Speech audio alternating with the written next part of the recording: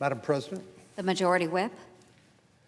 Madam President, at 5:30 we will be voting on the first procedural step to take up criminal justice reform legislation that started back in 2013 when I introduced a bill we called federal prison reform. This legislation is based on prison reform, but has taken on some additional attributes relative to how we sentence and how judges sentence people convicted of various crimes. But let me explain a little bit about why this should be a priority for the Senate and for the Congress and for the country. We know that the cycle of crime is all too common. People commit crimes, they serve time in prison, they get out of prison, they commit another crime, they serve time again in prison, they're released.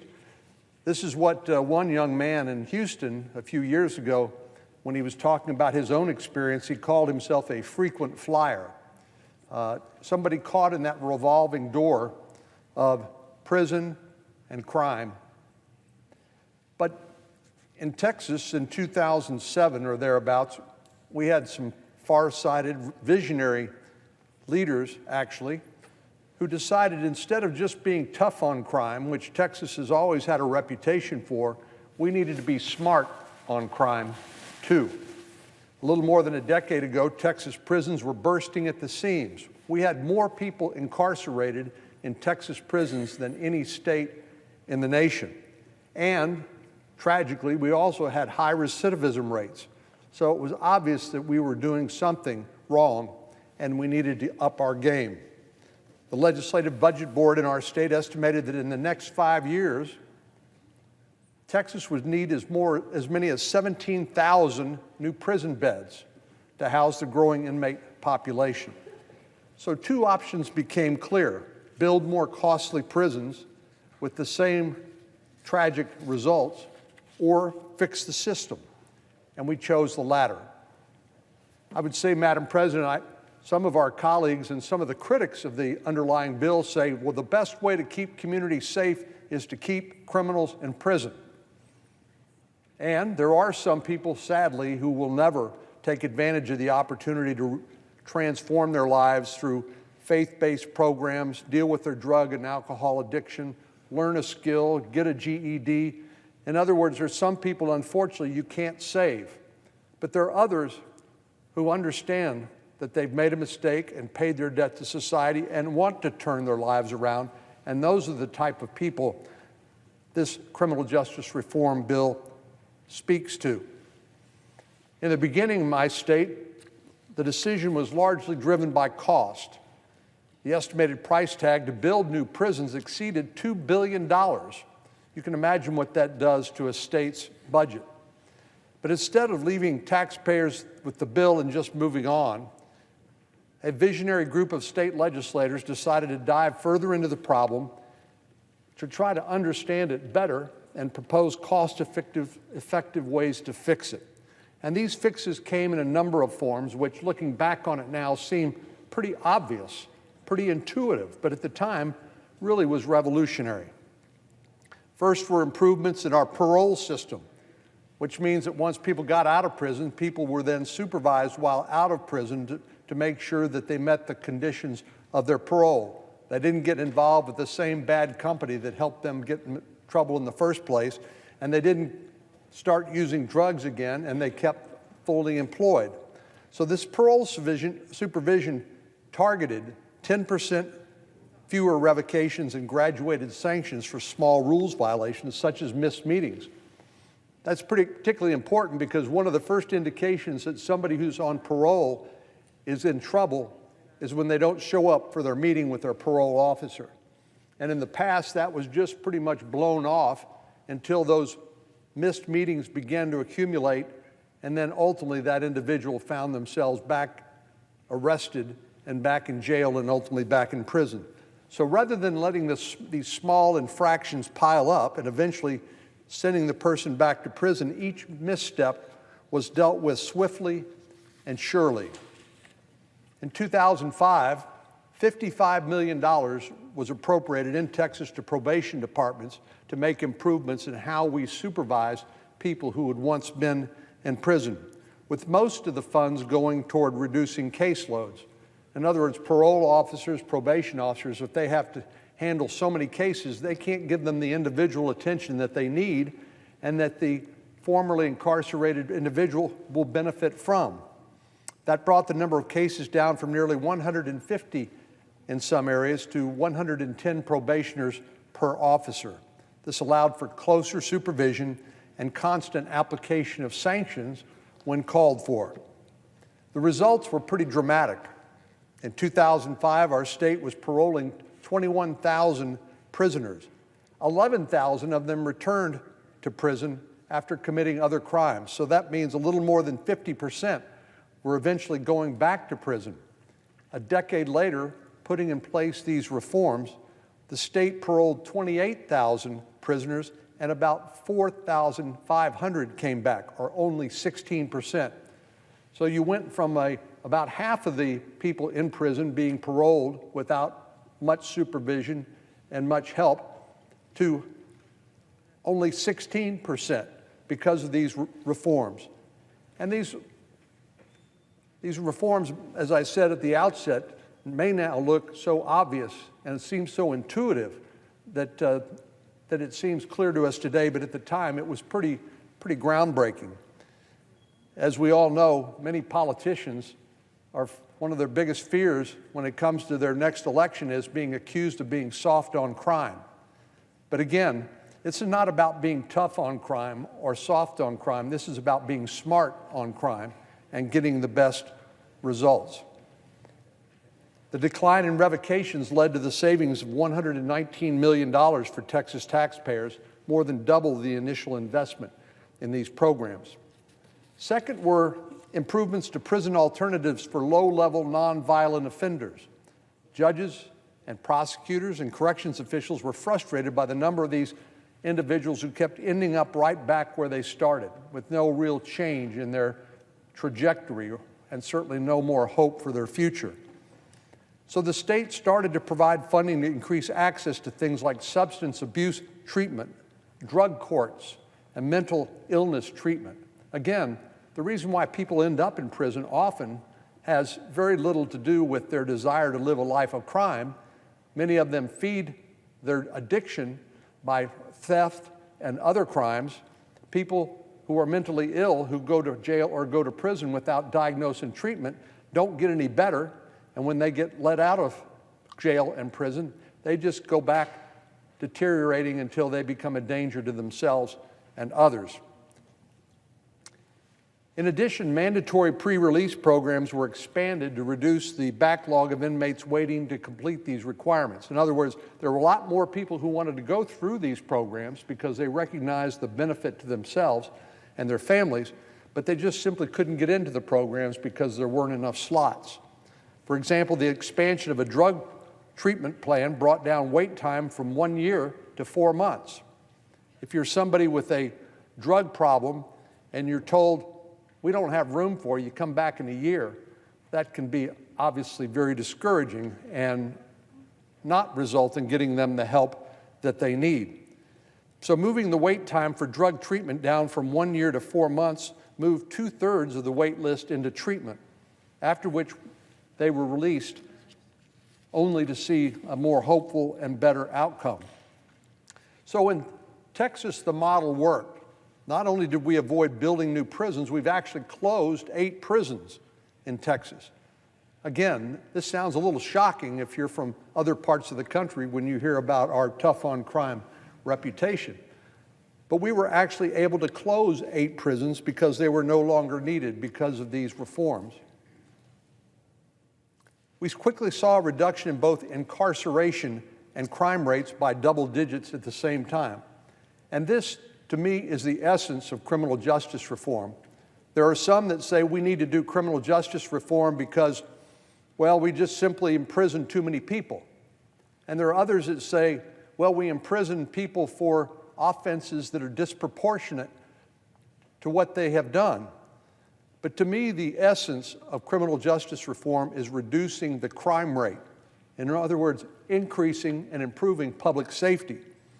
Other states took notice of what was happening, and started to do the same. Georgia, Rhode Island, and North Carolina quickly followed suit, and we've seen several other states across the U.S. adopt similar reforms. So when I say we saw both a reduction in the incarceration and crime rates, let me give you a couple of numbers. From 2005 to 2016, the Texas FBI index crime plummeted by more than 34%. In the same period, the incarceration rate dropped 23%. That's pretty shocking and surprising numbers. The crime rate went down 34%, the incarceration rate dropped 23%. You would think the opposite would be true, that with incarceration rates going down, the crime rate would go up. But because of these visionary programs and these reforms, they simply worked in tandem, both to reduce the incarceration rate and improve public safety at the same time. It's clear now, based on experience, that these reforms and these outcomes are real. And I've been working with my colleagues in the Senate Judiciary Committee since 2013 to try to bring these reforms now to the national level. And the First Step Act is our opportunity to do just that this week in the Senate. Thanks to the primary sponsors of the First Step Act, the senator from Illinois who's joined us here in the chamber, the chairman of the Judiciary Committee, Senator Grassley, Mike Lee, Pat Leahy, others who've worked on this bill, Sheldon Whitehouse, and I, who've worked primarily on the prison reform bill, the current bill has undergone some major improvements over the last few weeks, which I'm very proud of. The previous version of the legislation had a number of very positive attributes. In fact, more than 3/4 of the bill was based on the Corrections Act that Senator Whitehouse and I introduced in 2014, which is the prison reform component of the legislation. But the remainder, the sentencing elements in the bill, were more controversial, and many of my concerns were shared by members of the law enforcement community. As I was gauging where members stood on the bill, it was clear that many could not support the old version of the bill and needed the primary sponsors of the bill, who I mentioned a moment ago, to work with them to try to make it more acceptable to law enforcement, which was going to send a signal, I think, to many other senators about whether they should get behind the bill. Madam President, we've all learned how to get things done here in the Senate, and that is not just to point out the problems with legislation, but it's also to listen and to work together to find solutions, and that's exactly what we did. We spent a lot of time talking to, as I said, national law enforcement organizations and those in Texas. I know we all value the input of our sheriffs and our police chief and our other law enforcement professionals, and we tried to work with them to figure out how can we make this bill stronger. I listened to feedback from our nation's police officers and sheriffs, and we all got to work. We had meetings, we negotiated, we compromised with colleagues on both sides of the aisle as well as friends across the Capitol in the House. We also worked with the White House, who we've all stayed in constant contact with on this issue since the Trump administration took office nearly 2 years ago. Jared Kushner, the president's son-in-law, has been relentless in his pursuit of getting this criminal justice reform bill done. And I know each of us who've been involved in this legislation have talked to him almost on a daily basis, sometimes, many times in a given day. So this bill is the product of those negotiations and those changes, and I'm not the only one that's happy with the result. Since these improvements have been made, the bill has been endorsed by a number of important groups, including the National Association of Counties, the Texas Municipal Police Association, the Fraternal Order of Police, and the Council of State Governments. So I appreciate the dedication and hard work of our colleagues who have worked on this to get the bill where it is today. But Madam President, before tonight's cloture vote, I want to correct some misconceptions floating around about what this bill will and will not do. There are some who, for example, say that this legislation will put violent criminals and sex offenders back on the streets, which is completely false. Let me say that again because I think it bears repeating. This bill will not allow dangerous, violent criminals to be released early. That's pure fiction. Not everyone is eligible to earn the credits that lead to early release based on their participation in these programs that I talked about a moment ago. This bill specifically lists 48 offenses that disqualify offenders from earning time credits, including crimes like murder, specified assault, carjacking that results in injury and death, and unlawful possession or use of a firearm by violent criminals and drug traffickers. Simply put, we use the most modern social science evaluation tools to find out who is at low risk of reoffending. And these are the ones who get the benefit of these programs, because we think these are the ones who are most likely to have a good outcome and not end up back in prison. We have disqualified violent offenders, including anybody who either used or displayed or happened to be carrying a firearm during the course of committing their offense. Those who have not committed one of those crimes aren't automatically eligible. In fact, nobody is automatically eligible for the benefits of this program. As I said, they have to be evaluated to be at minimum or low recidivism risk. That decision isn't made by Congress, it's made by the experienced law enforcement professionals and wardens in the Federal Bureau of Prisons who work with these men and women every day. It's important that we look at people who are at low risk of recidivism and low risk to public safety in the community, because what we can do is use the resources not to keep people like that behind bars unnecessarily, but to focus on the truly violent criminals who are not likely to be rehabilitated because, frankly, they don't want to be rehabilitated.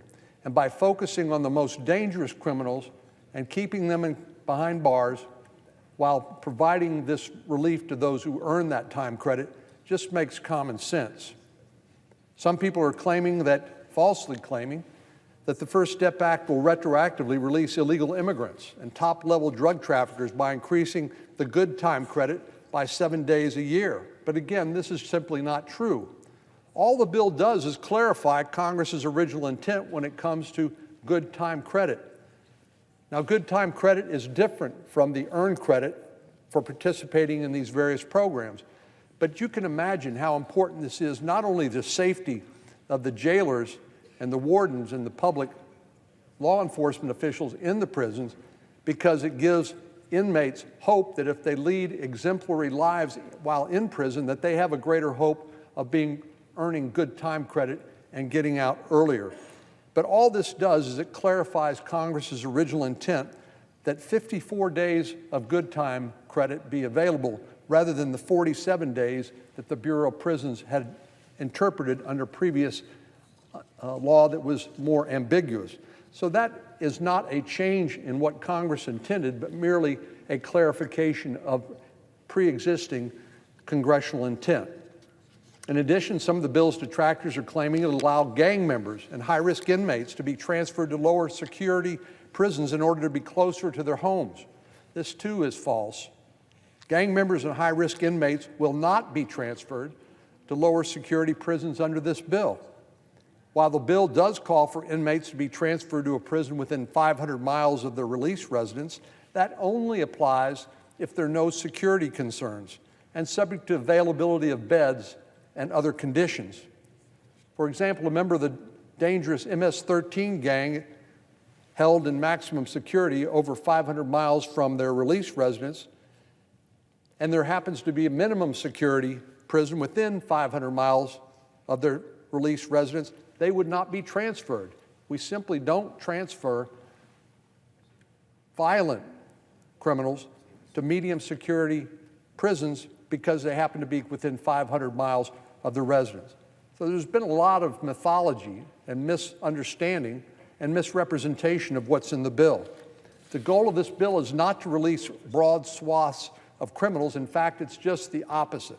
This legislation allows prisons to help criminals transform their lives if they are willing to take the steps and responsibility to do so, so that we're not perpetuating this cycle of crime that continues to plague communities across the country, and to drain taxpayer dollars in the process and to damage public safety. So I want to thank all of our colleagues who have worked so hard on this legislation. One of the most important attributes, I think, of a legislator, certainly of a senator, is to listen to our constituents, listen to the feedback from our members, and help build a better bill that will garner significantly more support than it otherwise would have had. I'm confident that the Senate will pass this bill, and we can soon send it to the President's desk for his signature. Madam President, I yield the floor.